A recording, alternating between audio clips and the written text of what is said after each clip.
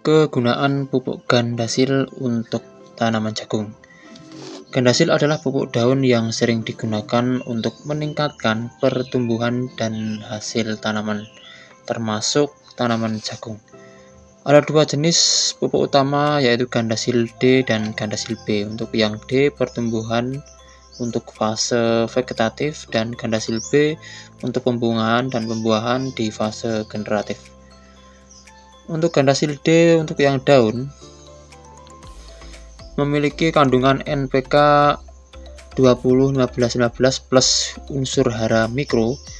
Waktu penggunaan saat fase vegetatif usia tanaman 7-30 hari setelah tanam.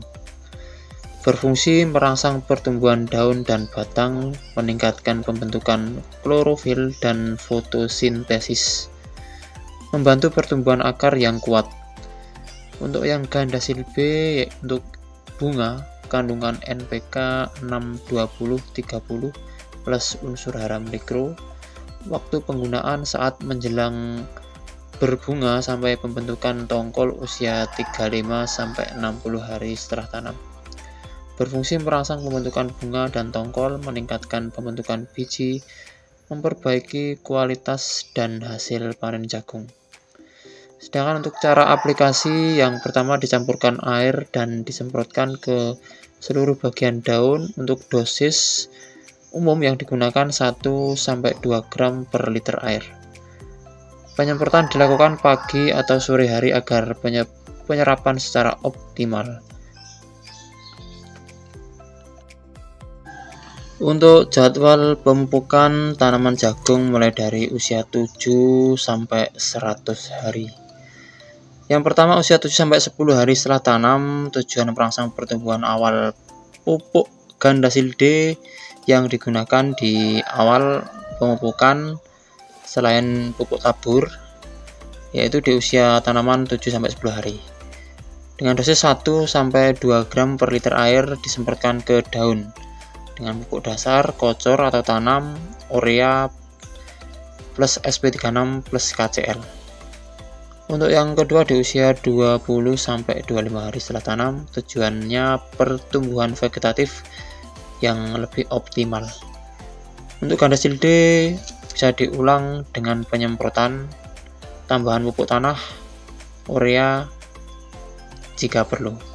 Untuk usia 35-40 hari setelah tanam menjelang berbunga. Tujuan persiapan pembungaan dan pembentukan tongkol, bisa diganti ataupun disemprot dengan gandasil B dengan ukuran 1-2 gram per liter air. Bisa ditambah dengan KNO3 untuk pupuk dengan kalium yang paling tinggi. Untuk yang keempat, usia 50-60 hari setelah tanam itu sudah mulai pengisian biji. Tujuan pengisian biji dan pembentukan tongkol yang lebih maksimal bisa disemprot lagi dengan gandasil B. Semprotan ulang bisa dikombinasikan dengan molase ataupun asam amino agar lebih nendang. Jangan disemprot saat panas terik ataupun hujan. Semprotkan merata ke seluruh permukaan daun, terutama bagian bawah daun. Juga bisa dicampur pestisida asal uji dulu dalam skala kecil. Bisa dicampur dengan pestisida yang jadi andalan kalian semua untuk sahabat petani. Beberapa kelebihan penting gandasil D. Yang pertama, mudah diserap oleh tanaman karena bentuknya pupuk daun. Nutrisinya langsung masuk lewat stomata daun dan cepat bereaksi. Efektif saat akar kesulitan menyerap, misalnya saat tanah terlalu basah ataupun kering. Yang kedua, kandungan lengkap. Mengandung makro, NPK, dan mikro, Mg, Zn, Cu, Mn, Fe, dan Mo. Jadi bisa menutupi kekurangan unsur secara menyeluruh. Tidak perlu campur-campur banyak jenis pupuk daun yang lain. Yang ketiga, praktis dan ekonomis. Cukup 1-2 gram per liter air sudah efektif. Dosis kecil tapi efek besar karena langsung diserap oleh daun. Yang keempat, bisa meningkatkan kualitas dan hasil panen. Gandasil D membantu daun semakin hijau dan pertumbuhan lebih pesat. Gandasil B membantu tongkol jagung lebih besar, biji padat dan seragam.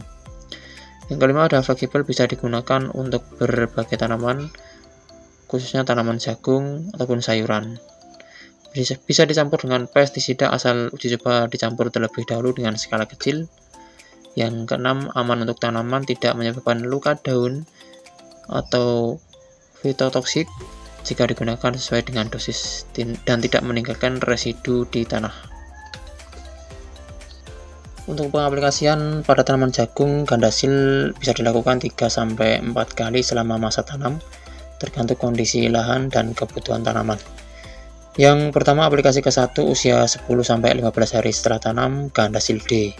Tujuan merangsang pertumbuhan daun dan akar di awal. Yang kedua, aplikasi ke-1 juga. Yang kedua, diaplikasikan ke tanaman jagung usia 25-30 hari setelah tanam dengan gandasil D. Adapun yang terakhir, tujuan memaksimalkan fase vegetatif tinggi dan lebar daun. Untuk yang ketiga, diaplikasikan di usia 35-40 hari setelah tanam, itu sudah mengganti dengan gandasil B. Tujuan persiapan pembungaan, pembentukan tongkol. Yang keempat, aplikasi keempat opsional tapi direkomendasikannya usia 50-55 hari setelah tanam, yaitu dengan gandasil B juga. Tujuan mengoptimalkan pengisian biji, bikin tongkol lebih padat dan berisi. Dosis umum 1-2 gram per liter air, disemprotkan merata ke daun pagi atau sore hari. Kalau hujan sering atau tanah kurang subur, bisa ditambah 1 aplikasi ekstra. Setelah penggunaan gandasil D, ada beberapa hal yang bisa kamu amati dan tidak dilanjuti untuk memastikan efeknya maksimal di tanaman jagung. Yang pertama, bisa reaksi tanaman 2-4 hari setelah disemprot gandasil D. Daun lebih hijau, segar, pertumbuhan tanaman lebih cepat, batang lebih kokoh. Setelah aplikasi, pantau hama dan penyakit. Setelah tanaman subur, hama seperti ulat ataupun penggerak bisa lebih tertarik.